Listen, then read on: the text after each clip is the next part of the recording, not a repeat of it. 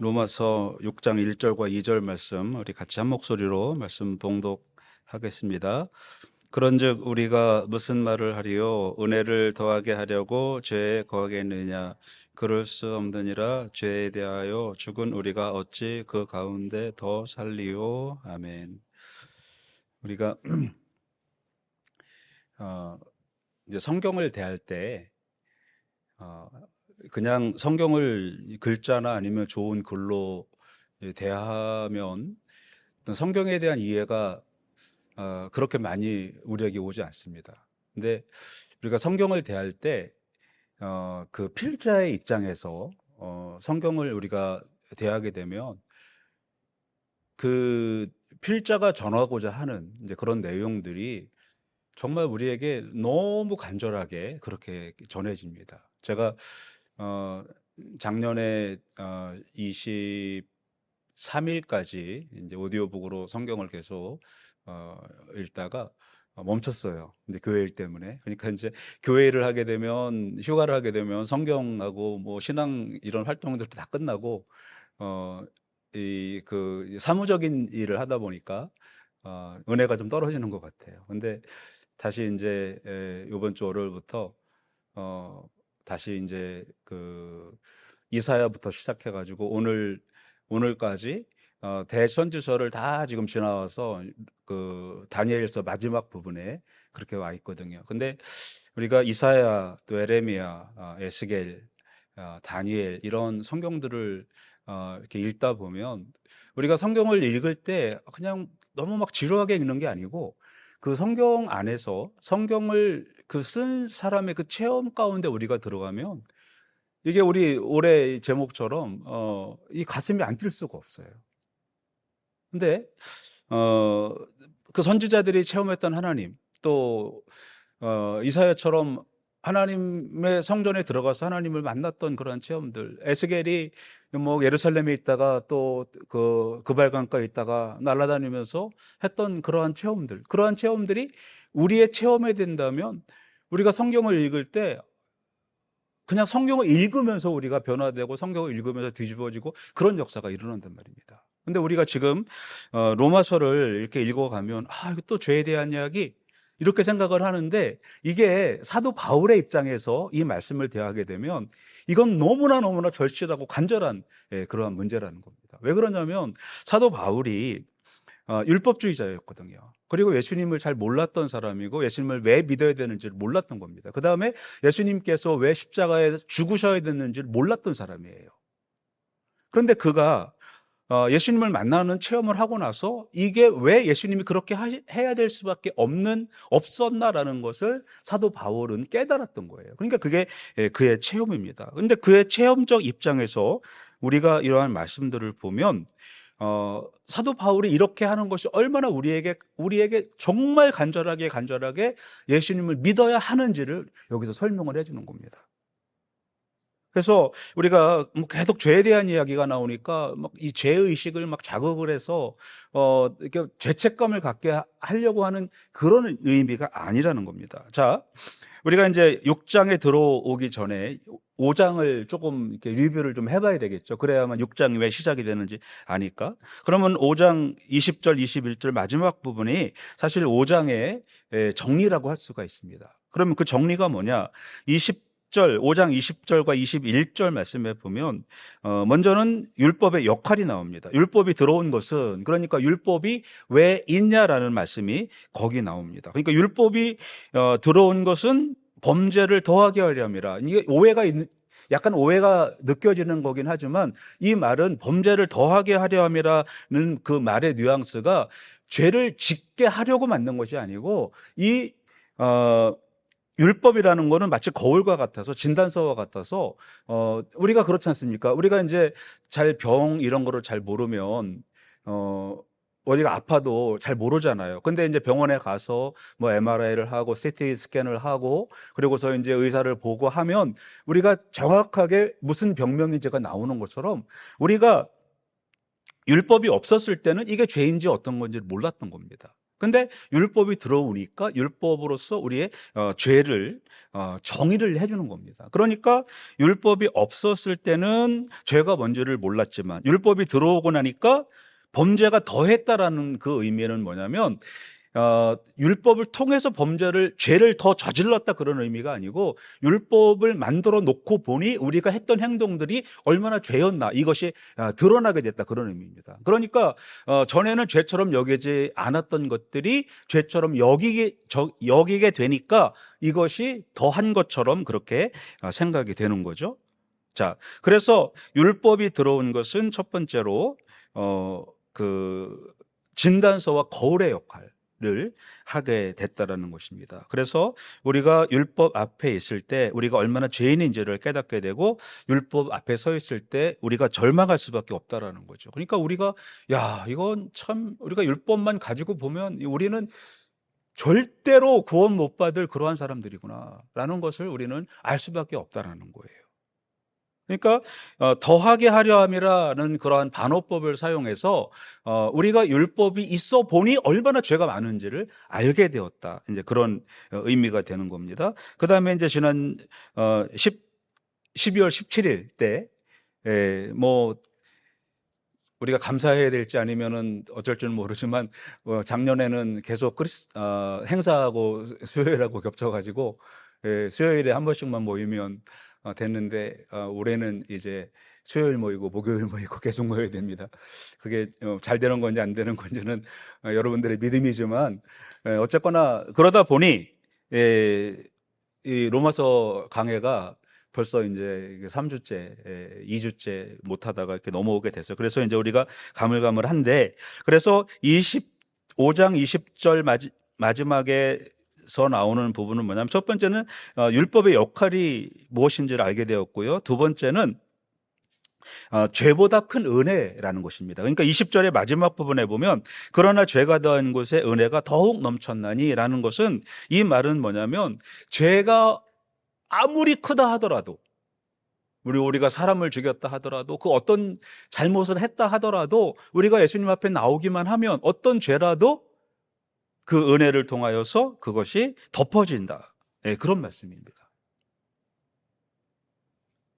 그러니까 죄가 더한 곳에 은혜가 넘쳤다고 해서 그럼 죄를 더 짓자 그런 말이 아니고, 죄가 얼마가 있든지 예수님의 은혜가 거기에 부어지면 그게 죄가 용서를 받는다는 거예요. 그러니까 우리가 이제 사실은 뭐 작은 죄를 용서받는 것보다는 큰 죄를 용서받는 것이 더 느낌이 더 크겠죠. 근데 우리가 그 믿음의 입장에서 볼 때 뭐 사실 작은 죄나 큰 죄나 같지만 우리가 더 많은 죄를 용서받았다 그러면 더 큰 은혜를 느낀다라는 말씀이에요. 그렇다고 이것이 결코 죄를 더 많이 지어야 된다 그러면 더 큰 은혜를 받는다 그런 의미가 아니라 이제 그런 말씀이죠. 자, 그래서 21절 말씀에 보면 그러면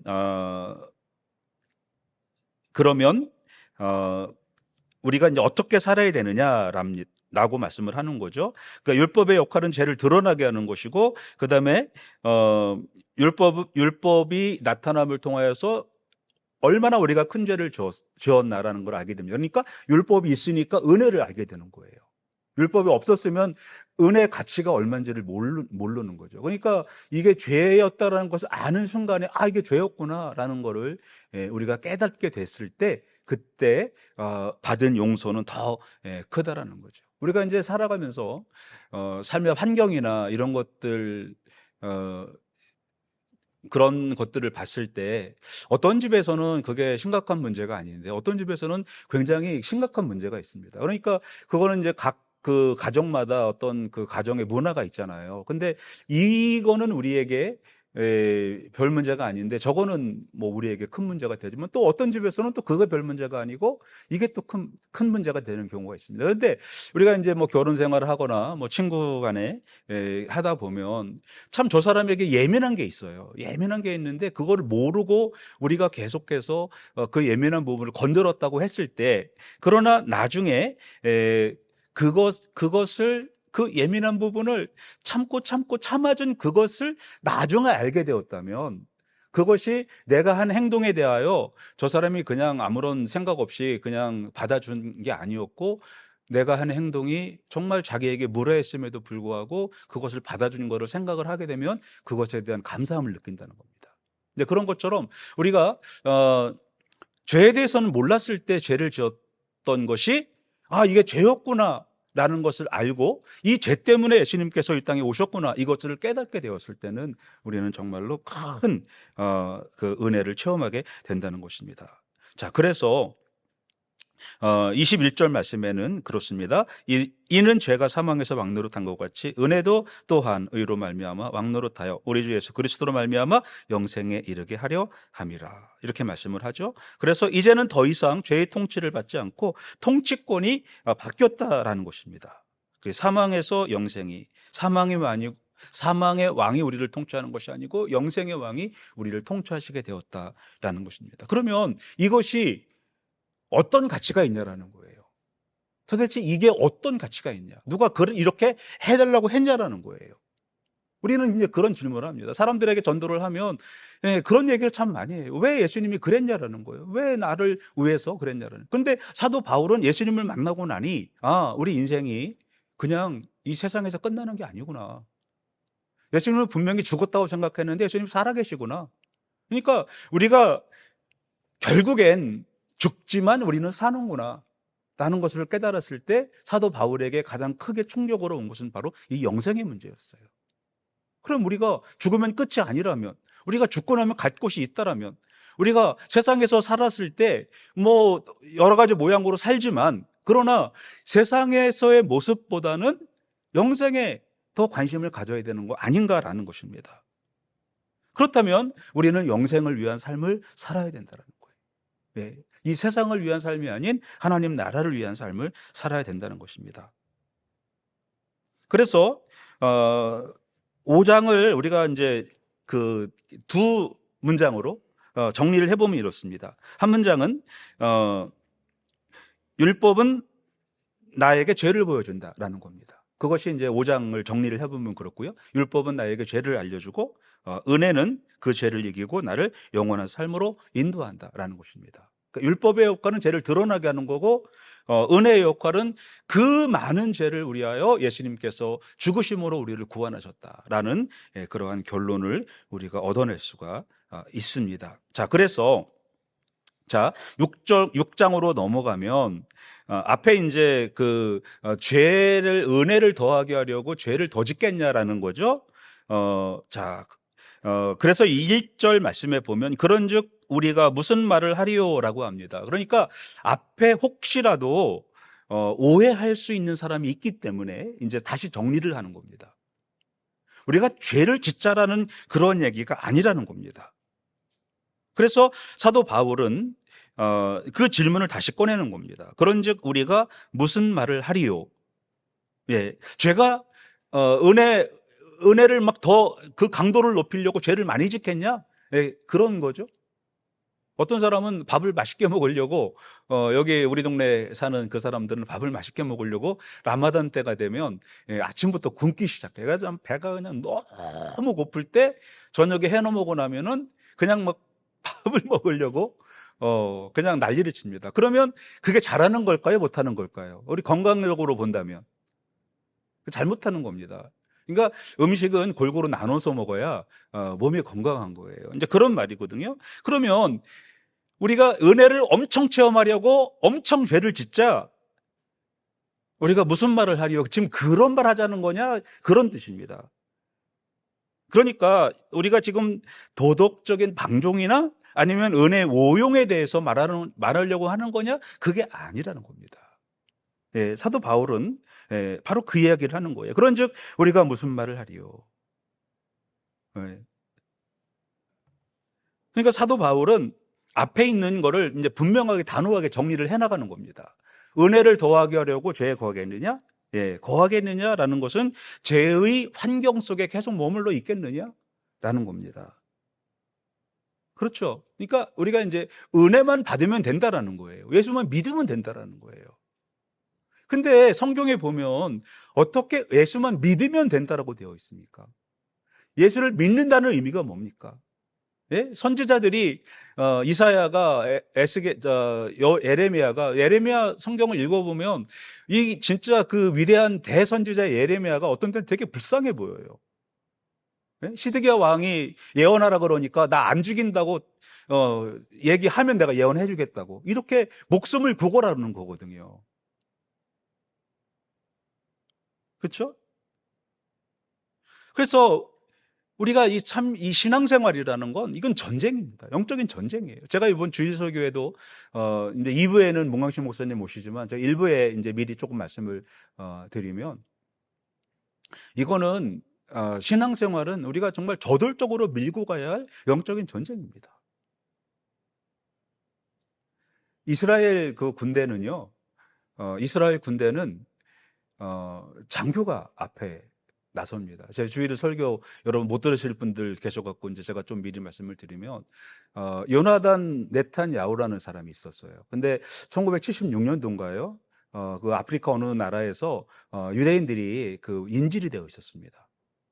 근데 이분은 누구냐면 그 특수부대의 그 대대장이죠. 중령입니다. 근데 그 특수부대가 카메룬인가 그 나라에 가난가 가가지고 그 인질로 잡혀 있는 곳에 뭐 이스라엘 군대가 유명하니까 들어가서 잡아냈습니다. 근데 이 사람이 비행기에서 내리면서 한 이야기가 있습니다. 내가 맨 앞에 설 것이다.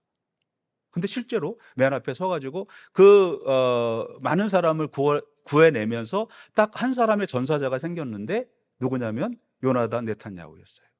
근데 요나단 네탄야후가 누구냐면 지금의 베냐민 네탄야후 형이에요. 이스라엘은 군대 용어가 돌격 앞으로 없습니다. 돌격 앞으로란 말이 없고 나를 따르라예요. 그러니까 대장이 앞에 서는 겁니다. 이 저돌적으로 가야 된다는 거예요.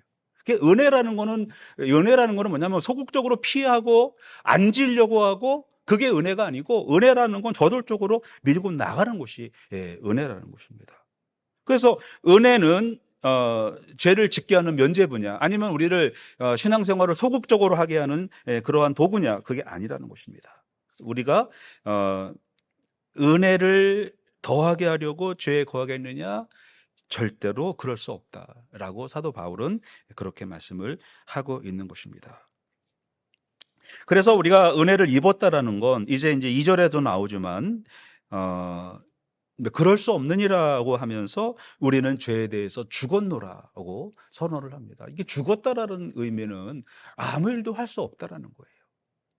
어떤 땐 저는 이제 고기를 먹으면서 어느 날부터 그런 생각을 하게 됐어요. 좀 미안하다.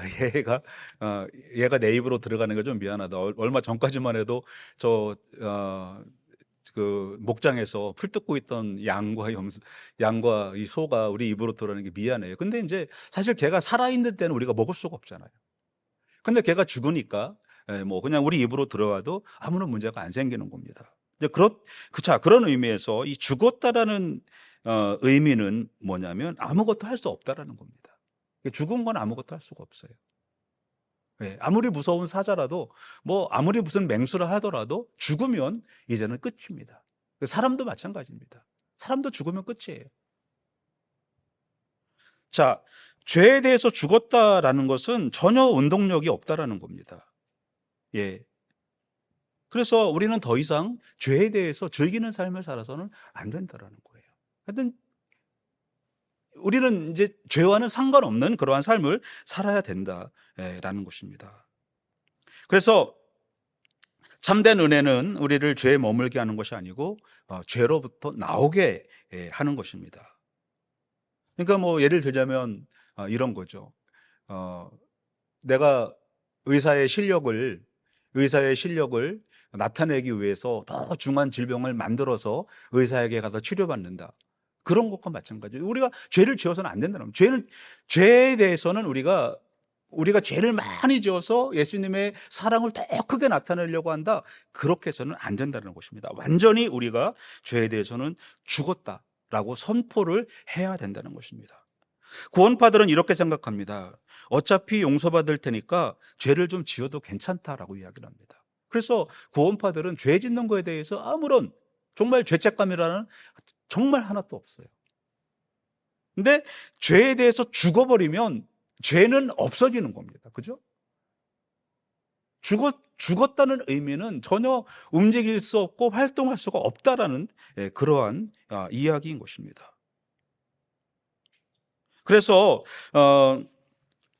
우리가 이제 이 진리의 말씀은 그렇습니다. 우리 진리의 말씀은 은혜가 너무나 커서 정말 우리를 구원해 주신 그 하나님의 은혜, 예수님이 이 땅에 오셔서 우리를 위해 죽으시고 또 사도 바울에게 나타나시고 또 나에게 나타나시고 그 은혜가 너무 커서 그 정말 우리는 그 거룩한 삶의 초대가 되었기 때문에 그 안에 들어가서 죄보다는 더 큰 은혜를 가지고 살아가야 된다라는 그러한 말씀을 하고 있는 것입니다. 그래서 5장 20절에 보면 그 죄에 대한 양이 나옵니다. 죄를 더 많이라는 그러한 표현이 나오거든요. 그런데 죄가 아무리 많아도 은혜에 압도되고 또 죄의 질이 1절에 보면 죄의 질이 얼마나 나쁘다 하더라도 우리가 그 은혜에 압도될 수밖에 없다는 것입니다. 그래서 우리는 은혜로 살아야 된다라는 것이에요. 그래서 2절에 가면 그렇습니다.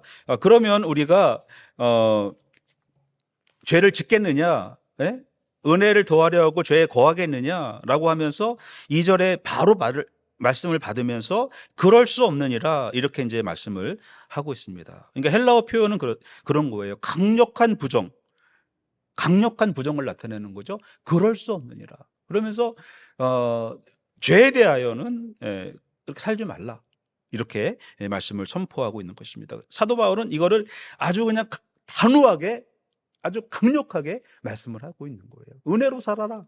라는 거예요. 죄에 대해서 살지 말고 자꾸 우리가 삶에서 짓는 죄를 괜찮아. 이건 괜찮아. 이건 괜찮아. 어차피 용서받을 거니까 괜찮아가 아니고 우리는 죄에 대해서는 완전히 죽어버리고 은혜로 살아가는 그러한 삶을 살아가야 된다.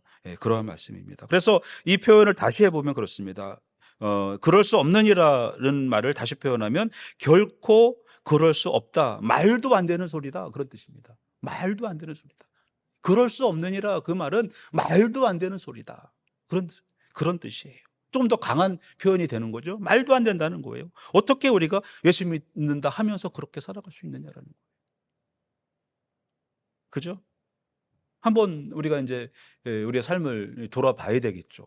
그럼 내가 예수 믿는다고 하면서 죄에 대해서 죽었나라는 겁니다. 여전히 내 안에는 내 자아가 살아있고 나는 여전히 세상을 향하여 살아가고 여전히 나는 내가 좋아하는 것은 예수님보다 세상을 더 좋아하고 근데 사도 바울은 예수님을 만난 그 순간부터 그런 것을 다 배설물처럼 버렸다고 했어요. 배설물밖에 안 되는 거예요. 우리가 배설물을 끌어안고 살 수가 없잖아요. 그죠? 근데 그렇다라는 거예요. 근데 우리는 그 배설물 같은 세상을 더 좋아서 그 배설물을 끌어안고 살면서 좋다고 하는 겁니다. 그게 사실 우리의 현실적인 삶이에요. 좀 너무 염세주의인가요, 그러면? 저는 우리가 광신자가 되는 걸 원치 않습니다. 저나 여러분이나 광신자가 되는 건 저는 원치 않아요. 헌신자가 되자라는 거예요. 이 헌신자는 뭐냐? 정말 바른 삶을 살아가는 겁니다. 사회생활도 교회생활도. 사회생활만 잘 살아가고 교회생활은 엉터리로 하고 교회생활만 잘하고 사회생활은 엉터리로 하고 그게 아니고 사회생활도 잘하고 교회생활도 잘하고 그게 광신자가 아니고 헌신자입니다. 우리는 그걸 하자는 거예요. 그래서 자 여기 말씀을 보면 2절에 이제 말씀을 보면 죄에 대하여 죽은 우리가 이렇게 나오잖아요. 죄에 대하여 죽은 우리가 이거는 부정 과거형입니다. 전에 언젠가 죽었다라는 거예요. 전에 죽었다. 단회적 사건입니다. 2번, 3번 죽는 게 아니고 이게 전에 죽었다라는 거예요. 그러니까 앞으로 죽어야 할 게 아니고 이미 우리는 예수님을 믿었을 때 우리는 죽었다라는 거예요. 우리가 예수님 믿고 그분과 연합할 때 우리의 옛자는 이미 십자가에서 죽었다라는 거예요. 죽여야 됩니다. 아주 꽉 눌러갖고 물에서 못 올라오게 우리 옛자를 죽여야 되는데 뭐 내 자아도 살아있고 또 예수 믿으려는 그러한 또 욕망도 있고 그래서는 안 된다는 것입니다. 그래서 우리는 주권의 변화, 누가 내 주인이냐 이거를 우리가 분명히 해야 된다 그런 말씀입니다. 주권의 변화. 세상에서 우리가 살아갈 때, 만약에 이제 주인과 노예가 있다 한다면, 노예가 죽었어요. 그러면은, 노예는 죽었으면 이제 끝입니다. 그죠? 더 이상 관계가, 주인하고는 아무런 관계가 없는 거예요. 그 죄도 마찬가지입니다. 죄가 죽었으면 끝이 돼야 되는데, 아직 살아있어요. 그래서 우리가 더 정말 우리의 본성을 거스르는 이런 죄에 대해서 정말 우리 단호하게 잘라내야 된다는 것입니다. 왜? 우리는 이게 본성상 죄랑은 같이 살 수 없는, 이게 죄랑 우리 신앙이랑 이렇게 병립이 될 수가 없어요. 예. 물고기가 물을 떠나 살 수 없는 것처럼, 사람이 물속에서 들어가서 살 수 없는 것처럼 우리는 이게 살아갈 수가 없다는 겁니다. 가치는. 예. 그래서 우리는 새 생명으로 의와 거룩의 환경에서 살아가야 된다는 것입니다. 그리고 우리가 예수님과 합하여 세례를 받았습니다. 그런데 예수님과 합하여 세례를 받고 또 죄와 합하여 세례를 받을 수는 없다라는 거예요. 이 두 개가 같이 될 수가 없다라는 거예요. 그럼 어떻게 되는 건가? 나는 예수님 분명히 믿는데, 그러면 아직도 나는 이 세상이 좋은데 어떻게 하면 좋나? 라는 거예요. 제가 그 부분에 대한 거는 나중에 좀 시간을 좀 많이 갖고 좀 설명을 드리려고 합니다. 예. 뭐, 사실 그거는 어쩌면 우리에게 더 좋을 수도 있어요. 예. 그 나중에 이제 제가 그걸 말씀을 드리고, 우리가 이제 이러한 그 연합의 원리는, 우리가 예수님과 연합됐다 하면 우리는 사실은 세상과 연합돼서는 안 된다. 이 모순은 이게 신앙적으로 일치가 되지 않는다라는 것입니다. 그 다음에 우리는 어찌 그 가운데 살리오, 이 말씀의 의미는 우리는 영생을 향하여 가는, 그러니까 목적지가 바뀌었다라는 것을 우리는 알아야 된다는 겁니다. 우리의 목적지가 바뀌었어요. 우리가 살아가는 방법이, 우리가 도달해야 될 그것이 바뀌었다라는 것입니다. 그래서 영생이라는 목적지, 우리가 이제 배를 타고 출발을 합니다. 가다 보면 뭐 풍랑도 만나고 하겠죠.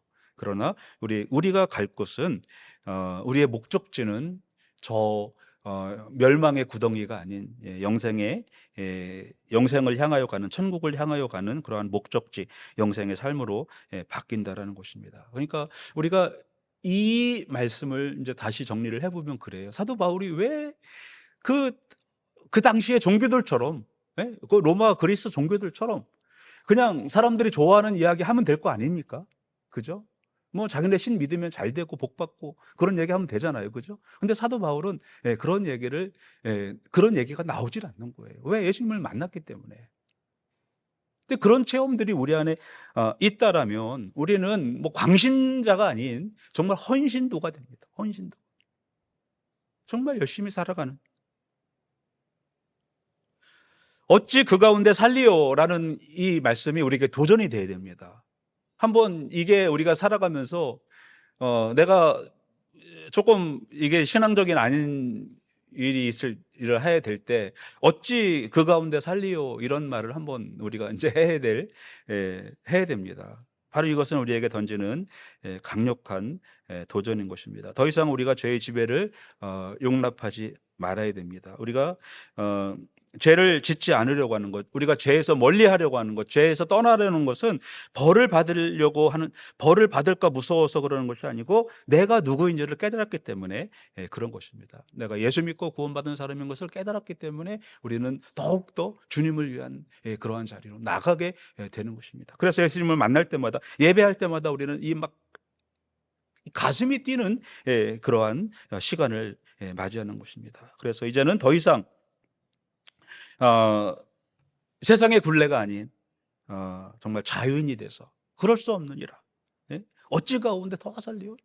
어찌 그렇게 하리요? 이런 고백들을 하면서 정말 주님을 위한 정말 헌신된 의인으로서 은혜의 삶을 사시기를 축원합니다. 우리 시간에 원하면 같이 기도할 때, 하나님, 왜 사도 바울을 통해서 이런 그 무거운 말씀을 하셨는지를 우리가 한번 생각하게 하시고, 아버지, 우리에게 주어진 그 사도 바울이 만났던 그 예수 그리스도 때문에 사도 바울은 그가 일생 쌓아왔던 모든 인간적 조건들을 버리고 오직 예수님을 향하여 살아갔고, 또 사람들에게 전했던 복음은 우리가 이 문제를 해결하고 오직 주님께만 나가야 됨을 선포하고 나왔습니다. 하나님, 오늘 우리가 이 밤에 사도 바울이 그렇게 간절하게 선포했던, 이제는 우리가 죄 가운데 거하는 것이 아니고 죄에서 완전히 죽어버리고 은혜 가운데 거하는 우리의 목적지가 세상이 아닌 저 영원한 삶을 향하여 나가는 그러한 성도가 되었음을 고백하면서, 하나님, 이 시간 우리와 함께하여 주시옵소서. 우리가 이 세상에서 죄 가운데 또 이 안락함 가운데 머물러 있지 않게 하시고, 주님 나가서 우리가 주님 나라를 위하여 살아가는 우리들 되게 하여 주시옵소서. 우리 한번 같이 이 시간에 기도하시겠습니다. 하나님, 이 시간에 간절히 간구합니다. 주님께서 우리를 이곳에 오게 하시고, 사도 바울은 주님을 몰랐을 때 세상적인 성공을 위해 살았던 사람입니다. 그는 모든 것을 소유했던 사람이었지만, 그러나 그가 주님을 만났을 땐 그가 추구해야 될 것이 무엇인지를 분명히 알게 되었고, 그가 예수님을 만나는 체험 이후에는 그의 삶은 오직 주님을 위한 삶뿐이었습니다. 그리고 이 세상이 종착지가 아닌 영생이 하나님 나라가 종착지인 것을 그는 깊이 깨달았고, 그것만이 우리 인생의 가장 큰 문제였음을 그가 발견했을 때, 그는 예수 그리스도를 온 세상 가운데 전파하기 위하여 그의 일생을 걸고 하나님 나라를 위하여, 예수 그리스도 복음을 위하여 살았던 사도 바울을 본받게 하여 주시옵소서. 우리가 이 시간 죄에 대한 문제를 살펴봤지만, 하나님, 우리가 죄를 짓자는 것이 아니고 그 죄의 문제가 해결된 것이 우리 인생에 얼마나 큰 능력이 있는지, 또 의미가 있는지를 저희들이 생각해 보았사오니, 우리의 죄의 문제를 해결해 주시고 우리에게 영생을 허락하신 그 예수 그리스도를 따라 이제는 저희들이 은혜 가운데서 의로 살아가는 우리 브릿지교회 성도들 모두가 되게 하여 주시옵소서. 우리 오늘 여러 가지 기도 제목을 놓고 기도하였습니다. 특별히 우리가 다음 주 금요일 저녁 때 안수집사 장로 임직식을 거행을 합니다. 우리 교회는 이제 다시 당회가 다시 구성되는 그러한 중요한 시기입니다. 그동안 없어졌던 당회가 이제는 복원되어서 정말 이제는 교회로서의 역할을 잘 감당하는 그런 교회가 되게 하여 주시고, 또 여러 가지 이제 세운 계획들이 올해 한 해 동안에 참으로 믿음으로써 이루어나갈 수 있도록 하나님 함께하여 주시옵소서. 여러 가지 계획들을 세웠지만 하나님, 우리가 참으로 그것을 이루어낼 수 있는 믿음과 또 개인적인 능력을 허락해 주셔서 저희들을 통하여 참으로 2026년도 한 해 동안 우리 브릿지 교회가 더욱더 하나님께 영광 올려드리는 교회가 될 수 있도록 하나님 함께하여 주시옵소서. 또한 간절히 바라옵는 것은 우리 성도들 한 사람 한 사람에게 능력을 주시고, 또 믿음으로써 저희들이 모든 이 삶의 조건과 환경들을 극복해 나갈 수 있는 그러한 능력의 성도들 되게 하여 주시옵소서. 성령 충만하여서 아버지, 세상에 어떤 장애물이라도 정말 탱크처럼 밀고 갈 수 있는 그러한 저돌적 신앙을 가지고 믿음으로 승리하는 우리 브릿지 교회 모든 성도들 되게 하여 주시옵소서. 오늘도 함께 하신 하나님께 감사드리오며 예수님 이름으로 기도드립니다. 아멘.